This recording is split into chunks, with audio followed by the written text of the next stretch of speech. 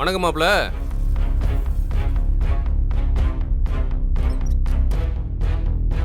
டேய், நீ எப்படிங்க? என்னடா இவனை தான் கடத்திட்டு போய் வச்சோமே, எப்பரா திரும்ப வந்து நிக்கிறான்னு பாக்குறியா? நான் தான் சொன்னேன்ல, இந்த கல்யாணத்தை நிப்பாட்டுறதுக்கு நான் என்ன வேணாலும் செய்வேன். என்னை புதைச்சி வச்சாலும் மண்ணை பொழந்துக்கிட்டு வருவோம்ல. டேய், முதல்ல நீ எப்படி தப்பிச்ச அதை சொல்லு. அத அப்புறமா அவன் ஆளுங்க ஹாஸ்பிட்டல்ல இருந்து ஃபோன் பண்ணி சொல்லுவாங்க. ஹாஸ்பிட்டலா? அப்ப கேட்டு தெரிஞ்சுக்கோ. நான் கூட உனக்கு என்னமோன்னு நினைச்சேன். ஆனா ஒன்னாம் நம்பர் பொறுக்கிடா நீ. எவ்வளவு பொண்ணுங்க வாழ்க்கையை நாசம் பண்ணிருக்க.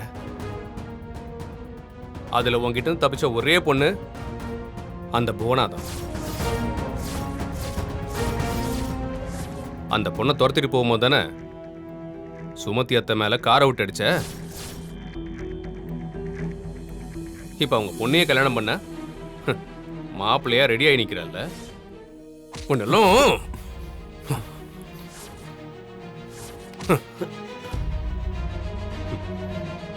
பயப்படாத, உன்னை நான் இப்ப அடிக்க மாட்டேன்.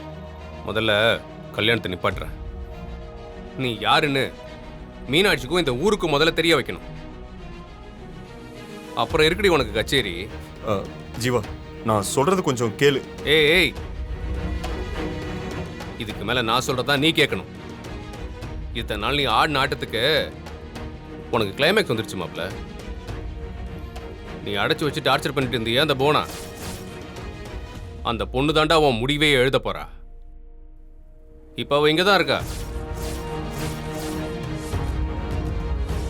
முதல்ல நான் வந்து சொன்னப்போ அவளை எப்படியோ ஆளை வச்சு தூக்கிட்ட மாப்ள. நீ அந்த பொண்ணை காப்பாத்தி இங்க கூட்டு வந்துட்டோம்ல.